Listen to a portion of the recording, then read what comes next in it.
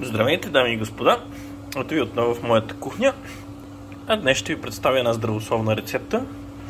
Леко се дръскам, затова камерата така.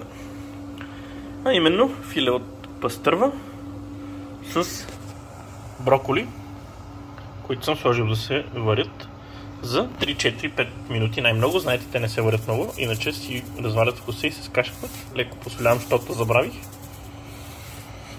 След като броколите са готови, да речем след около 5 минути, шокирате в студена вода след. Не знам защо се прави този процес.